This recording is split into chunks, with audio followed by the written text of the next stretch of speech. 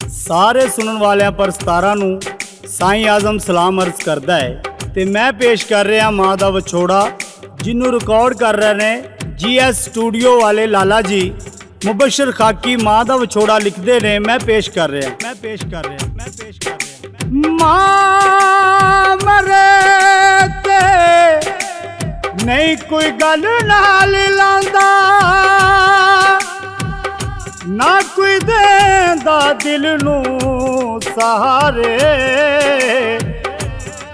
मां जियाना कोई दर्द रब्बा कहंदे रोके नैन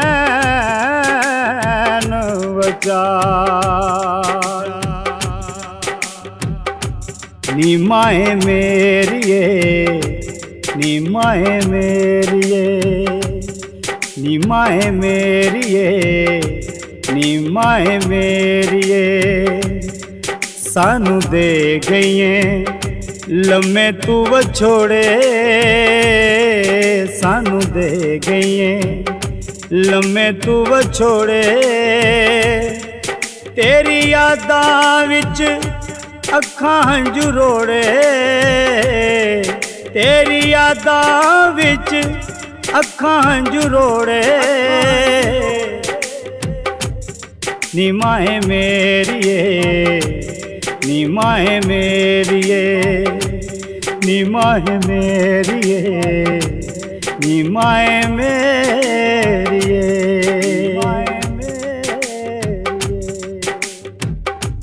अमड़िए एक वारी मैनू गल लानी कमलिया नैना नू तू आके समझानी अमड़िए एक वारी मैनू गल लानी कमलिया नैना नू तू आके समझानी किसे अगले जहानों पीछा नहीं मुख मोड़े किसे अगले जहानों पीछा नहीं मुख मोड़े तेरी यादां विच अखां हंझू रोड़े तेरी यादां विच अखां हंझू रोड़े नी माए मेरिए नी माए मेरिए माए मेरिए माए मेरिए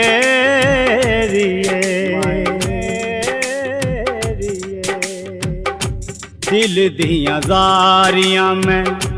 किस नू सुनावा विछड़ न जावन रब्बा बच्चियां तो मां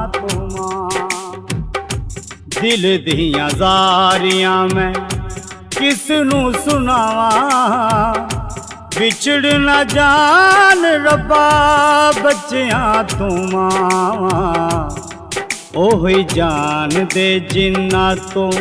मावा ने मुख मोड़े ओही जान दे जिन्ना तो मावा ने मुख मोड़े तेरी यादां विच अखां हंझू रोड़े तेरी यादां विच अखां हंझू रोड़े नी माए मेरिए नी माए मेरिए माए मेरिए माए मेरिए ओ करदा है दुआवां दिल मेरा हो के फर के